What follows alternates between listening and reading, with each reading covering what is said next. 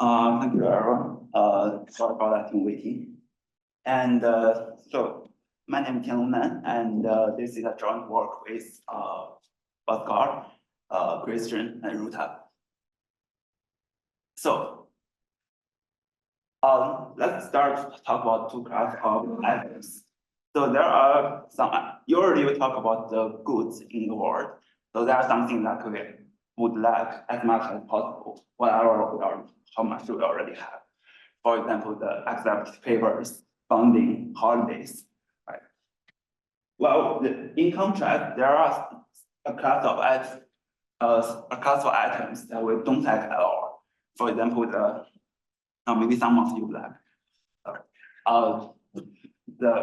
for example, the paper reviewing work, like teaching load, like daily household chores.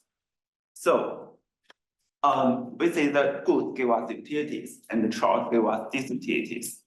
So usually we talk about the fair allocation problem on goods based on the competitive markets. And we can, so in this paper, we'll talk about the fair allocation on chores based on the competitive markets for chores. Yeah, so thanks for the last speaker. I assume that most of you in this room knows what's a Fisher market. And the chores Fisher market is actually just a replace item with chores. So we have an agent and divisible good chores, and each agent will have a fixed budget BI, and each chore has one unit supply. Note that because they are chores, and we assume most of people don't, all of you don't like it. So the budget here means that there is something the agent need to earn, and the supply means that something has to be divided among all the budget, among all the agents. And we use the Dij to denote the utility of one unit of chores to agent I. And in this paper, we talk about the linear disutility functions. So the agent I's disutility is just a summation of the utility from each chores. Okay, so I guess you also know what the competitive equilibrium. And in the rest of the talk, we will just call it CE. So CE is the stable status in competitive markets, and it's our our goal to compute. And CE is described by equivalent price and equivalent allocations, such that both of the barrel optimality and market variance satisfied. And so the barrel optimality just means that everyone gets some utility maximizing, but within the order of affordable bottles, and the market clearance just means supply equals demand at the end. So in good case, as the last speaker introduced, like so we know there exists a polynomial time algorithm to compute the exact CE. And this is the money algorithm is based on this very nice convex program. So we say that all of the can be captured by the well-known Eisenberg-Gale convex program like this. And if you look at this program, it's the objective function is kind of a weighted summation of the log of each one at utility. And the constraints describe all of the feasible allocations. So this program is kind of maximizing the social welfare in some metrics over all the feasible allocations. However, so the competitive equilibrium with chores is kind of a different story. Because, for example, the set of the CE with chores can be non-negative, non-convex, and disconnected. And it's also harder to compute. The previous result already showed to compute CE with chores in exchange markets is PPA hard. And also the polynomial time algorithms are only known for computer approximation CE. It's different from the good case we know it can be computed in the exact CE can be computed in polynomial time. Well, the good thing is we do have a very similar program. And if you compare this with EG with goods, so we just replace the max, we just replace the max before with in here. And this paper shows that our stationary point of this algorithm, this program, corresponds to CE with Chores. So our question would be, can we just use some iterative optimization method to solve a CE by this algorithm program? The answer is no. So the main difficulty here is that if you look at the within the log function, if one of the disutilities of some agents go to 0, you can see the whole objective function just go to negative infinity. So the global optimal of this program is negative infinity. Well, it's not a CE and not what we want. So we say if you run a standard iterative optimization method on this program, you just go to your interface of the algorithm will attract it and move along these directions. Go to a negative infinity instead of CE. So we call this kind of directions the unbounded objective directions. So how do we do about that? So existing method to kind of handle this problem involves solving some nonlinear complex programs at every step. So this is not preferred in large scale computation. So, and what our goal is some simple, practical, implementable approaches. Hopefully, don't rely on solving nonlinear programs. And of course, we also want some better theoretical guarantees.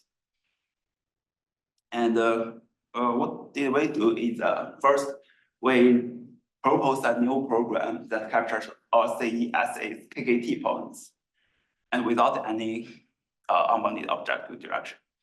And the next we use fast algorithm to find the desired KKT points of the new program.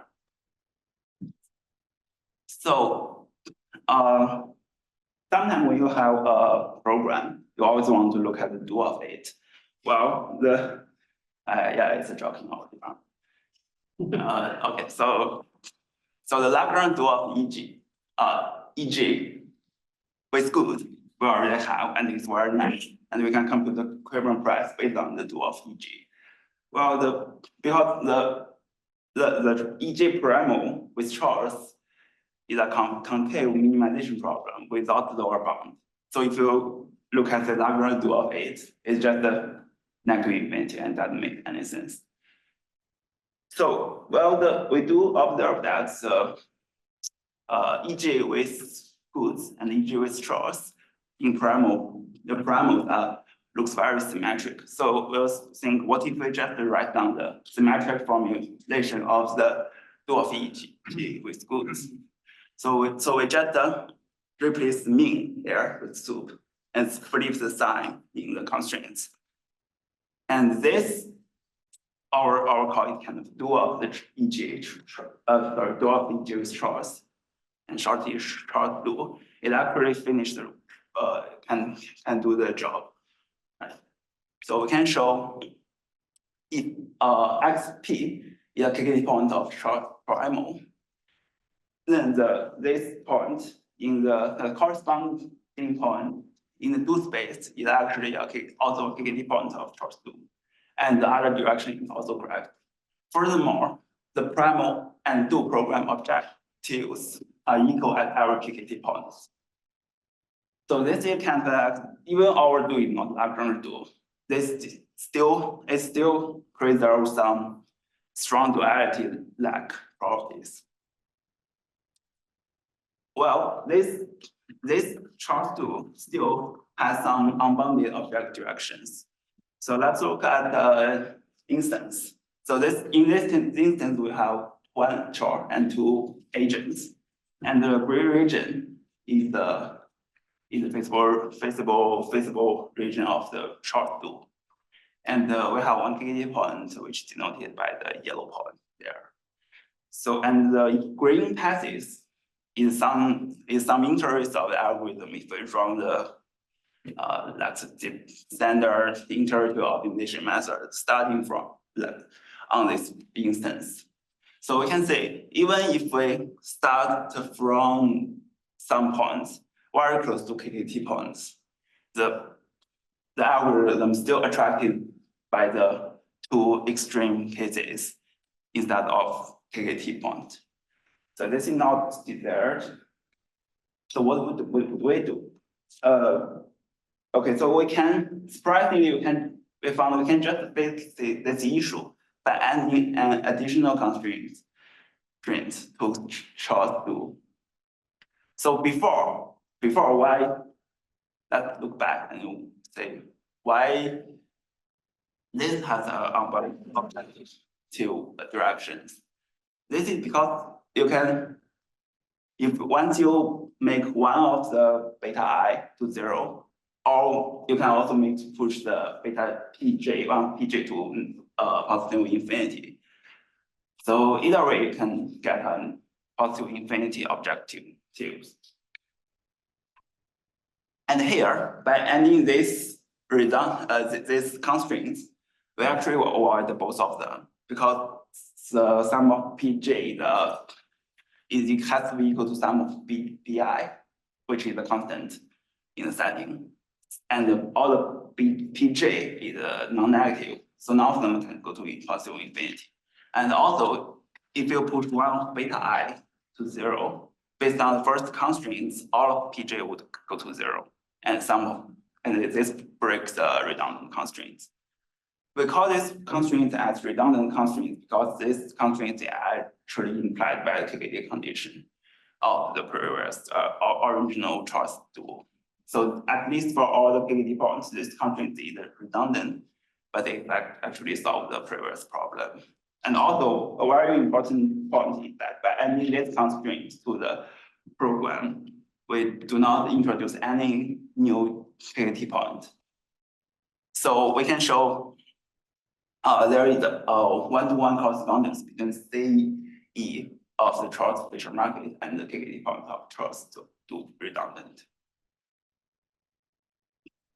And if you look at the previous instance, our new constraint is like the horizontally cuts through the KKT point, and the new feasible region is the blue plane.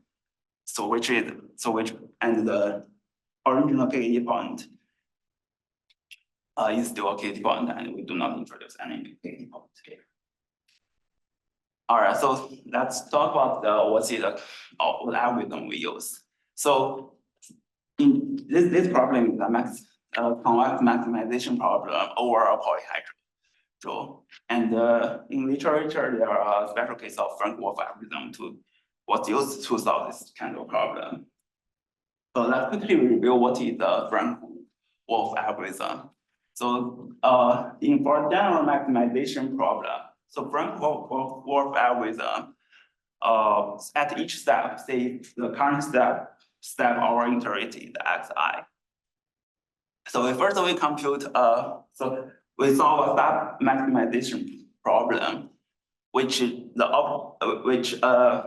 objective function is a linearization of the origin, the f, at the xi, and we call the maximizer of it as vi, and you can see this is equivalent to the remotest point in the polyhedral along the direction of the gradient.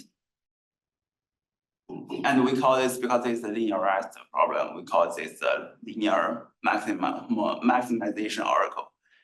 And you can think that because it's like the remotest point in polyhedral, it's a very aggressive move in general. So, and to guarantee the convergence of this algorithm, So usually we'll take a very conservative convex combination between the current interrate and the remotest point. And we see the gamma I here is the step depth. And so we know with proper step that's the linear point of the xi stationary point. And this program algorithm is attractive when this LMO is easy to compute. This for example, in our case, X is polyhedral. We only need to solve LP2 in every subproblem. So our great differential will be for this problem, we set all the gamma I to be 1. That means every step we just need to take the more aggressive move. This is because our problem is the convex maximization problem, and we do have convergence for this problem even we run every step greedily. So this paper shows that if F is bounded O, so GFW generates a sequence of interrates with strictly increasing objective value, and it can find a stationary point in a finite number of iterations. So this is the polyhedral feasible region case. This means that our algorithm can actually find exact C with Chores in finite number of iterations. And if you look at a specific instance, at each iteration, we compute the gradient, we move to the more farthest vertex along this direction, and we get the local maximum in a field iteration. And beyond this finite convergence to exact CE, we also have a convergence rate to approximate to CE. And the rate is the big O of 1 over epsilon square. And the constant here is if we ignore all of the log term, it's N over epsilon square. And the constant is better than all of the existing algorithms. And in this paper, we also showed a more general result on a general log type convex maximization problem like this, which can be of independent interest. Okay, so we also do some numerical experiments to show the super efficiency in practice. And due to the time limit, it's so please look at our paper to have looked at that very detailed description of the experiment part. And we also generate a sequence of instances based on MS 2021 data. So we regard the reviewers and agents and the papers as chores, and we create the utilities based on the bidding response of each reviewers. Okay, that's it. Thanks for listening.